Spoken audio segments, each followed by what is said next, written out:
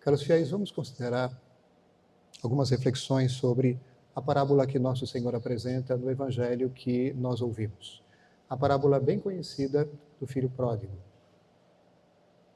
Se é útil sempre meditarmos sobre ela, com muito mais razão, isso se torna importante e precioso para nós no tempo da Quaresma. Vamos então considerar os pontos principais. O que temos ali? Um pai, 2 filhos, o filho mais novo, então, que de uma maneira desvairada, de uma maneira inconsequente, pede a sua parte da herança, sai da casa de seu pai, vai para longe, desperdiça tudo o que ele recebera, numa vida dissoluta, se arrepende, volta, o pai o acolhe perfeitamente, e na volta há uma festa. O seu filho, o seu irmão mais velho, fica muito enciumado. E no final, então, temos aquele diálogo que nós conhecemos. Pai, há tanto tempo estou contigo, sempre fui obediente a ti, nunca me deste nada para festejar com os meus amigos. Agora chega este, que desperdiça tudo numa vida para lá de dissoluta e ele tem todo esse privilégio. E o pai então diz, meu filho, tudo que é meu é teu, mas convinha alegrarmos-nos porque este teu irmão estava perdido e foi encontrado, estava morto e voltou à vida. Vamos então considerar os elementos principais. Em primeiro lugar, nós temos de um lado Deus, representado pela pessoa do Pai. Deus com a sua misericórdia. Do outro, o homem e o seu pecado. O pecado considerado como mau uso dos bens e talentos que Deus nos concede. Como é que nós podemos definir o pecado? Em primeiro lugar, transgressão de algum mandamento. Depois, ofensa feita a Deus, negação de Deus. E na prática, uso desordenado, uso indevido dos bens que Deus nos concede para que nós o amemos, para que ajudemos outras pessoas a fazer o mesmo, para que demos maior glória a Deus e nos santifiquemos. O pecado está em utilizar tudo aquilo que Deus nos dá para nosso proveito e proveito de outros, e utilizamos de uma maneira errada, de uma maneira desordenada para ofender a Deus. Aquilo que serve para a maior glória de Deus, nós utilizamos para ofender a Deus. Isso é o pecado.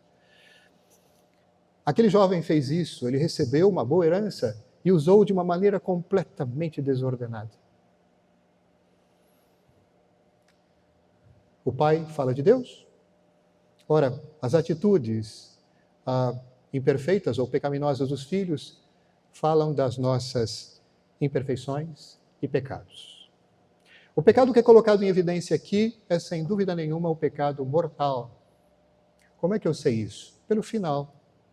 Quando o pai diz, este teu irmão estava morto e voltou à vida.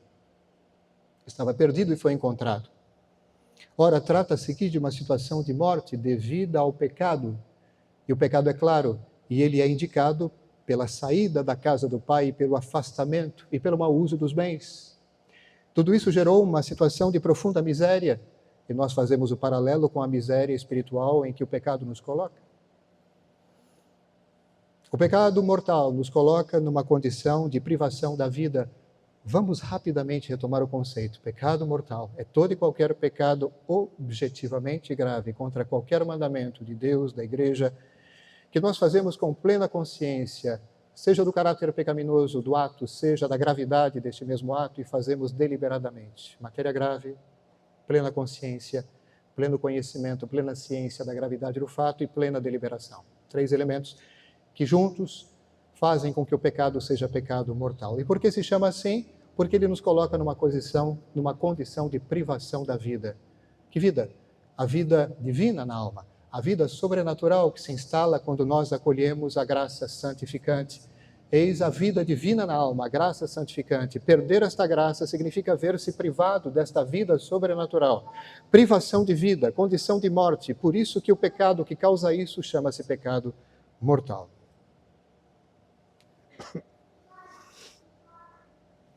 Eu quero fazer aqui, já que estamos no tempo da Quaresma, uma rápida relação entre este pecado, lembrando coisas importantes. Entre esse pecado e a confissão. Em primeiro lugar, o sacramento da confissão foi instituído por nosso Senhor, em primeiro lugar, para dar conta dos pecados mortais. Segunda coisa, os pecados mortais são sempre matéria obrigatória de uma confissão. Todos eles, sem deixar nada de fora. Uma pessoa que tenha 10 pecados mortais e confessa apenas 9, e lembrando-se do 10º, não o acusa por omissão, ora, não só torna a confissão inválida, como sacrílega também. É claro que essa parábola, além de colocar em evidência o pecado, coloca também em evidência o retorno deste rapaz que pecou gravemente. A conversão e o retorno. É questão, então, aqui de arrependimento ou de contrição. Contrição é uma palavra que significa esmigalhamento. Ora, o que de pior pode nos acontecer é um coração endurecido. Um coração que precisa ser amolecido, quebrantado, quebrado. Contrição é isso, quebrar o coração. Deixar essa condição de endurecimento e de fechamento. Contrição, concretamente, a definição mesmo, clássica, é dor da alma e uma detestação do pecado com a resolução de nunca mais cometê-lo. De novo, contrição é dor da alma por causa do pecado que cometemos e uma detestação deste mesmo pecado com a resolução de nunca mais fazê-lo. Nós sabemos que, por exemplo, há um ato associado, por exemplo, intimamente, necessariamente à confissão, que se chama o ato de contrição, que possui esses mesmos 3 elementos. Dor da alma, que significa um imenso pesar. Não se trata de algo sensível, necessariamente. As lágrimas não precisam acompanhar esta dor. Trata-se de algo que se situa na parte superior da alma. Inteligência e vontade. É um grande pesar. Eu reconheço, eu entendo o mal que fiz. Tudo se passa aqui. Não é necessário, nem mesmo possível, uma dor como algo sensível. Não há necessidade de algo sensível, de lágrimas, mas sim um grande pesar aqui. Detestação. Ora, se eu reconheço o pecado como mal, é claro que eu o detestarei. Se eu entendo que o pecado é ofensa a Deus e eu busco amar a Deus, ora, isso vai na completa contramão daquilo que eu existo para fazer e viver. Então, não. Não, onde eu estou com a cabeça? Eu detesto aquilo que se opõe à finalidade última da minha existência. Aquilo que se opõe à minha verdadeira paz e à minha verdadeira alegria, que está na comunhão com Deus, na união com Deus, e tudo isso dependendo do amor a Ele sobre todas as coisas. Lembro mais uma vez que o arrependimento, caros fiéis, coisa completamente conhecida, mas muitas vezes esquecida por tantos. O arrependimento é absolutamente necessário para a reconciliação com Deus. Há pessoas que ainda pretendem reconciliar-se com Deus sem o arrependimento devido. Há pessoas que ainda veem a confissão sem o arrependimento, achando que simplesmente basta declarar os pecados e pronto, está tudo certo.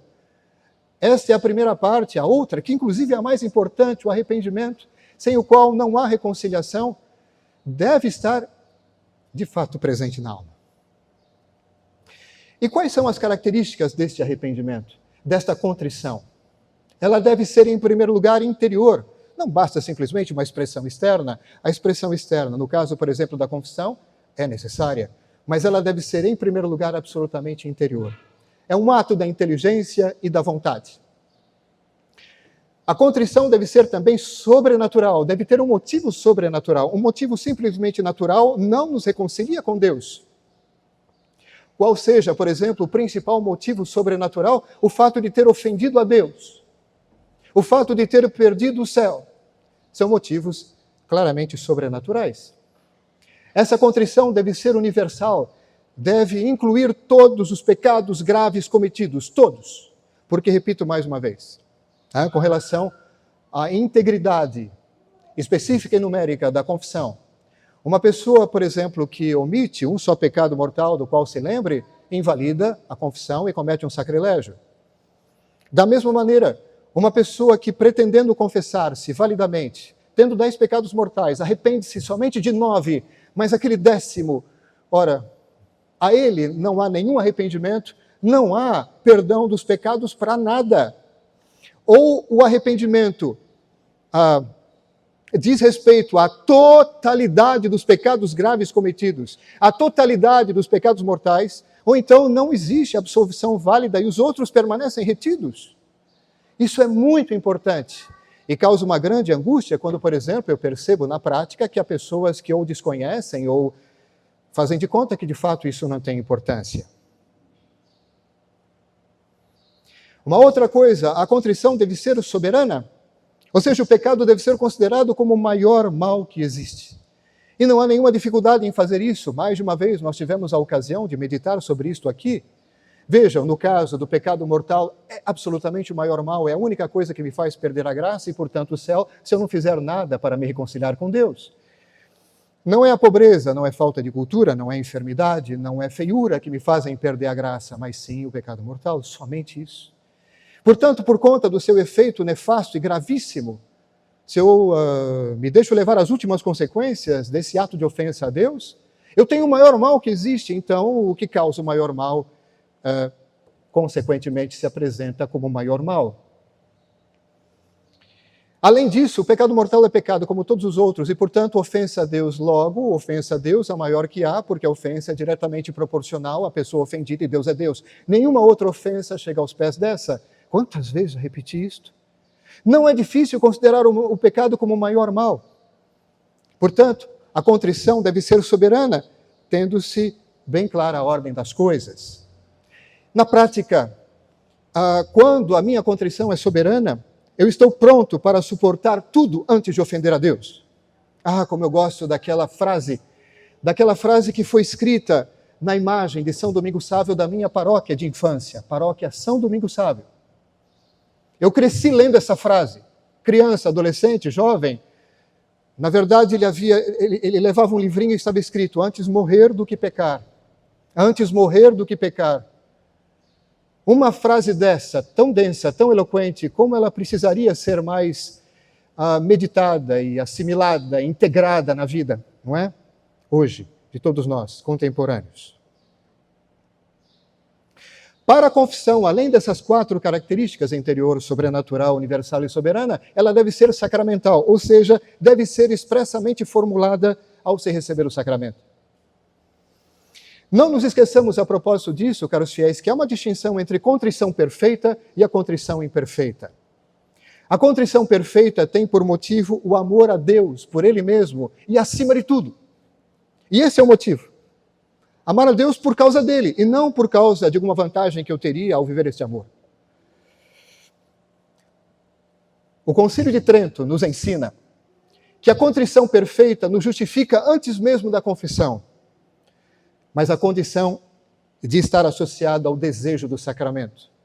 A contrição perfeita, pelo motivo mais perfeito, que é o amor a Deus assim, puro e absoluto, associado o arrependimento, associado à contrição, ao desejo da confissão, obtém a justificação do pecador antes mesmo da confissão.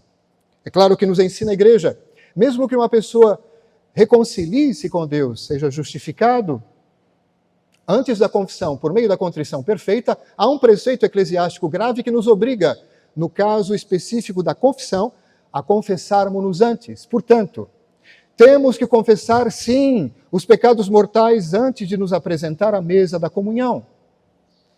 Quantas vezes, para muita angústia nossa e tristeza, nós ouvimos dizer que não, comunga primeiro e depois confessa, no caso dos pecados mortais.